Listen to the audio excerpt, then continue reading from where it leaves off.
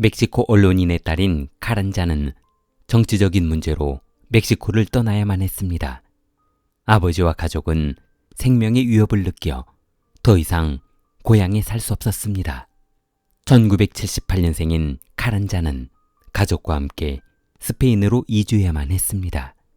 물론 정치적 난민으로 스페인에 정착한 그녀 가족에 대한 시선은 따갑기만 했습니다.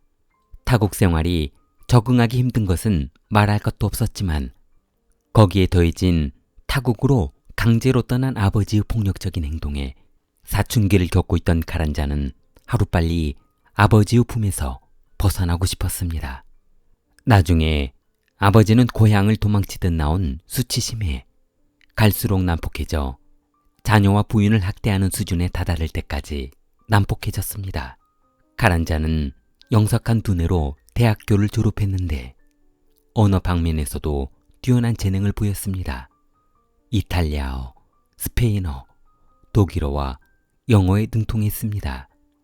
재능이 많았던 그녀는 직장도 좋은 직장을 얻을 것 같아 미래도 밝았습니다. 카란자는 아버지를 빨리 벗어나고 싶은 심정에 일자리를 구하려 독일로 떠났습니다. 그러나 생각했던 것과는 달리 직장 구하기란 쉽지 않았습니다.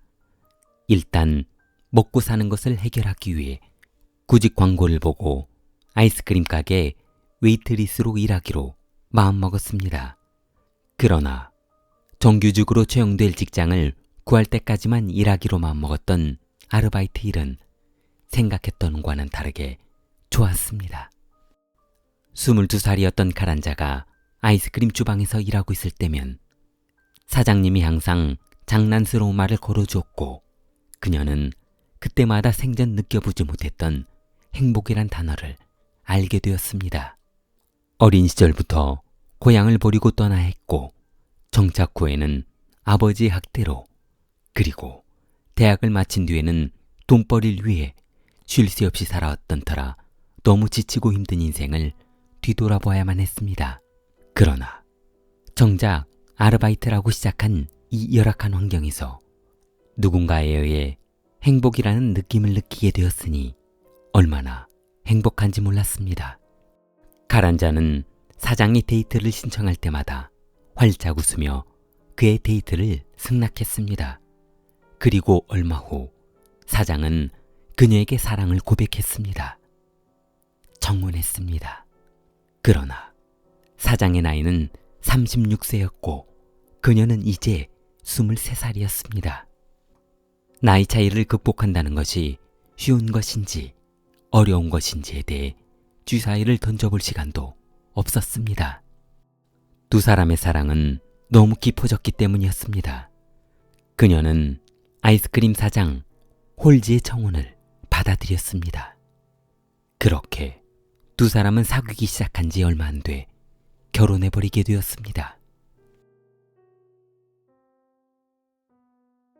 카란자는 홀지와 결혼한 후 낭만적이고 이상적인 가정을 꾸리는 것을 상상했습니다.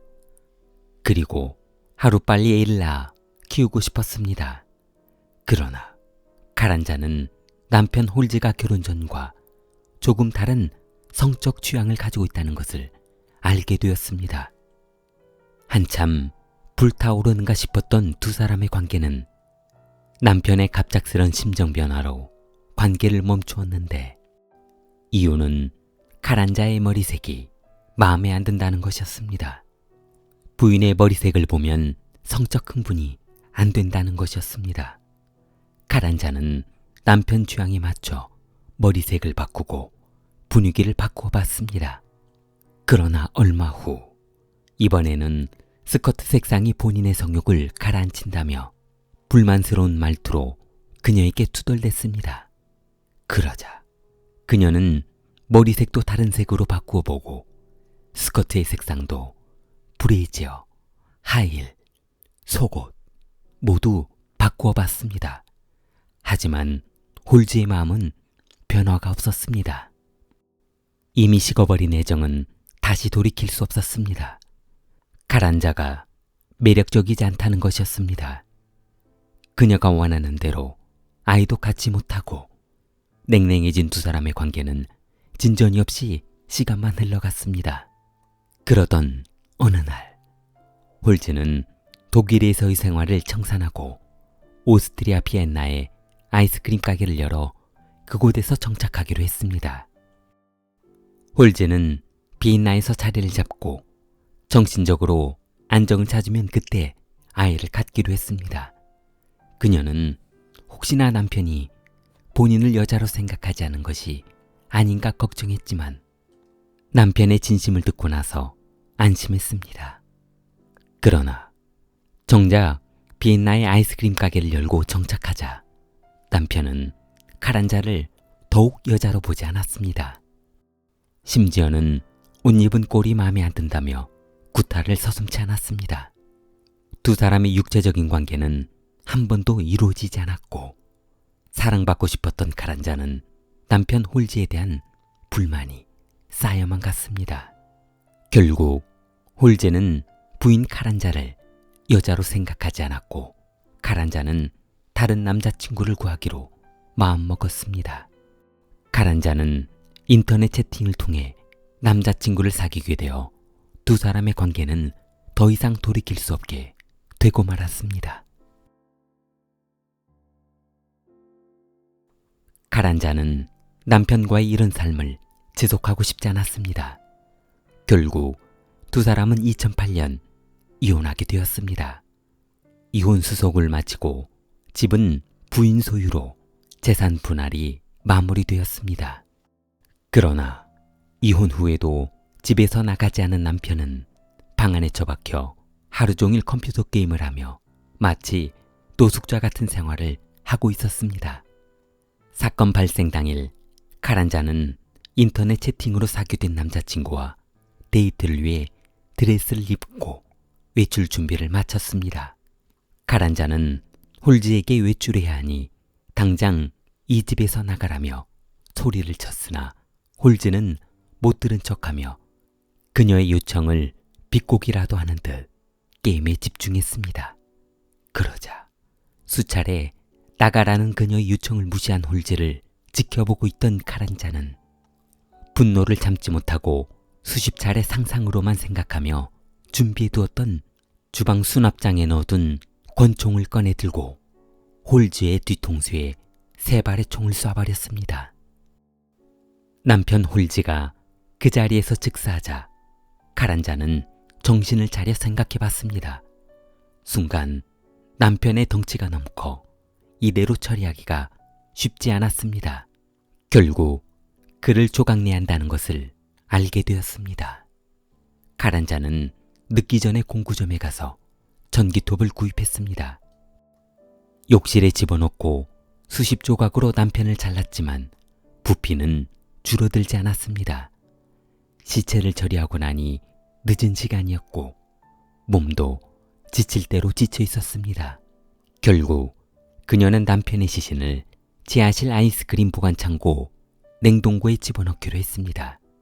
그러나 시신을 냉동고에 넣었음에도 시신의 냄새는 사라지지 않았습니다. 향수와 스프레이를 아무리 뿌려봐도 시신의 고약한 냄새는 사라지지 않았습니다. 참지 못한 그녀는 DIY 공구점에 가서 콘크리트와 공구를 구매했습니다. 아이스크림 통을 비우고 남편의 시신을 집어넣어 냄새가 새어나오지 않게 한 다음 콘크리트를 섞어 냉동실 바닥에 부어 덮어버렸습니다. 카란자는 그동안 본인의 인생의 걸림돌이었던 남편을 해결하고 또 다른 남자친구를 구하게 되었습니다. 2010년 20살 연상인 아이스크림 영업사원 헌터버그거와의 관계는 아주 뜨거워졌습니다. 카란자는 새 남자친구와 뜨거운 관계를 마치고 언제 다시 만날 수 있냐며 물었습니다. 그러자 헌터버그거는 시간이 있을 때 연락하겠다며 그녀에게 먼저 자라고 했습니다. 본인은 잠자기 전 컴퓨터를 조금하다 자야겠다고 말했습니다. 그러나 한참이 지나도 잠을 자지 않은 새 남자친구를 이상하게 생각한 카란자는 남자친구가 들어가 있는 방문을 조심스럽게 살짝 열어봤습니다. 방문 틈 사이로 바라보던 카란자는 소스라치게 놀랐습니다. 컴퓨터로 수많은 포르노 영상을 보고 있는 것이었습니다. 본인과의 관계를 만족하지 않고 또 다른 여성을 찾아 만남을 약속하는 메일을 보내고 있었던 것이었습니다. 힌터버그거와의 만남이 오래된 것은 아니었지만 그녀는 참을 수 없었습니다. 잠이 오지 않았습니다. 그날 밤 컴퓨터를 끄고 침대로 돌아온 새 남자친구는 피곤한 듯 벽 쪽으로 고개를 돌리고 코를 드르릉 골며 잠들었습니다. 카란자는 첫 번째 남편을 살해했던 것과 같은 방법으로 새 남자친구도 살해했습니다. 능숙해진 그녀는 두 번째 남자친구의 시신을 처리하는 방법이 아주 순조로웠습니다. 똑같은 방법으로 새 남자친구도 전기톱으로 잘게 잘라 시신을 아이스크림통에 집어넣고 콘크리트로 덮어 지하실에 묻어버렸습니다. 그 다음에 카란자는 또 다른 남자친구를 사귀게 되었습니다. 그는 너무도 완벽했고 그녀의 모든 것을 만족시켜 주었습니다. 육체적인 관계도 심리적인 사랑도 모두 만족하게 해주었습니다. 2011년 그녀는 산부인과를 방문한 후 임신 2개월이라는 사실을 알고 너무 기뻐했습니다. 그동안 본인을 괴롭혔던 모든 남성들이 잊혀지는 듯 했습니다. 진료를 마치고 집으로 돌아오는 길에 수없이 많은 경찰차들이 아이스크림 가게 쪽으로 달려가는 모습을 보고 이상하게 생각했습니다. 그리고 지나가는 해인을 붙잡아 물었습니다.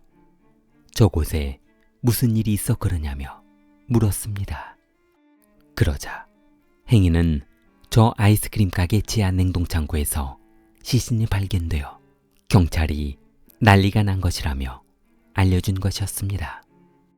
남자친구가 아이스크림 가게 지하실에 있는 배관이 막혔다며 수리공을 불러 배관을 공사하고 있었는데 지하에서 한참 공사하고 있던 배관공들이 악취가 나 더 이상 공사를 할 수 없다며 공사를 중단하고 냄새나는 곳의 땅을 파보았더니 두 구의 시체가 발견되어 경찰에 신고한 것이었습니다. 그녀는 집으로 돌아가지 않고 곧바로 멕시코로 도주하기 위해 택시를 타고 공항으로 갔으나 공항은 이미 그녀를 잡기 위해 경찰들의 경비가 삼엄했고 어쩔 수 없이 택시기사에게 이탈리아 공항까지 가자며 요청했습니다. 이를 이상하게 여긴 택시기사가 수배자 메시지를 확인한 후 경찰에 신고해 검거했습니다. 카란자의 아이는 1월에 태어났는데 아버지의 성을 따 카란자의 부모가 키우게 되었습니다. 법원은 만약 그녀가 선처를 받아 다시 출소한다면 재혼 후 또다시 남편을 살해할 확률이 아주 높다며 정신건강병동에 수감하라고 했습니다. 남자 교도소로 보내달라는 그녀의 요청도 있었지만 카란자는 결국 종신형을 선고받았습니다. 좋아요, 구독 부탁합니다. 킬리였습니다.